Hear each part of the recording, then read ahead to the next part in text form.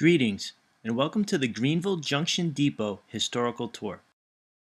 In 1889, the Canadian Pacific Railway completed its short line across Maine, connecting Montreal to Saint John, New Brunswick, giving the railroad access to an open water port in winter as well as access to the Canadian Maritimes. This made Canadian Pacific a true transcontinental railway. At milepost 259 on the short line, on the shore of beautiful Moosehead Lake, the railroad erected a depot in Greenville Junction that still stands to this day.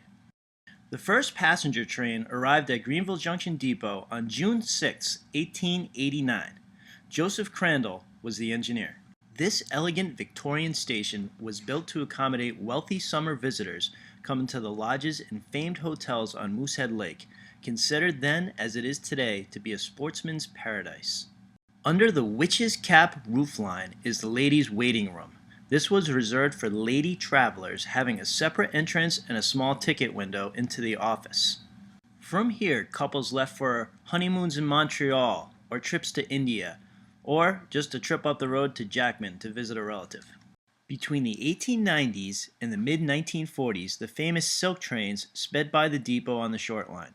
These trains transported valuable silk from Vancouver to East Coast mills and ships in New Brunswick.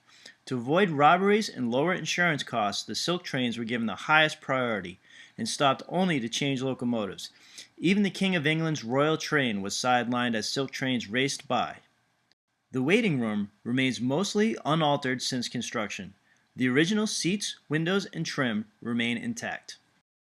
The ticket office separated the general waiting room and the ladies' waiting room. It retains the official Canadian Pacific pea green colors.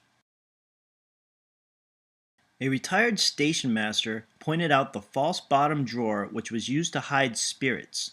The pilot of a Canadian mail plane, which crash-landed nearby on Christmas Eve, writes of a cold Christmas night spent sipping bourbon with the station agent.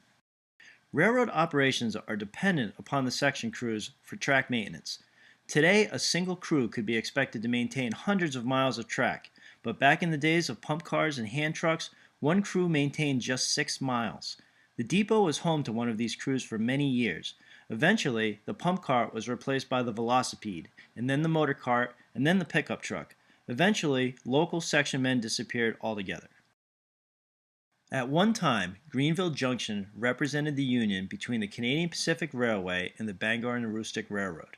The freight shed had doors that opened on both sides.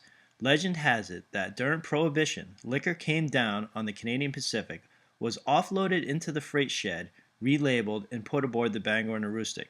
The freight shed agent is purported to have died a very wealthy man. Canadian troop trains frequently stopped at the Greenville Junction Depot.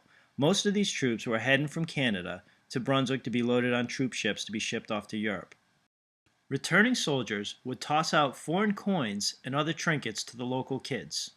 Because of the strategic importance of the short line, especially during winter time, a contingent of soldiers were stationed in Greenville to protect the tracks, trestles, and local railroad equipment from sabotage. For a time, the depot was only a flag stop, and local passengers would have to wave a flag at an oncoming train to get it to stop and pick them up. In 1993, the Canadian Pacific Railway put the short line up for sale. When no buyer came forward, the Canadian Pacific began the formal process of applying to abandon the entire route. The last passenger train to stop at the depot was Via's Atlantic on December 16, 1994. No longer needed for passenger service, the depot building fell into disuse and disrepair.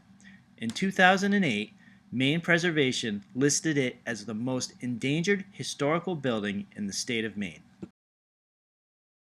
In 2010, a group of interested local people came together to figure out how they could save the depot.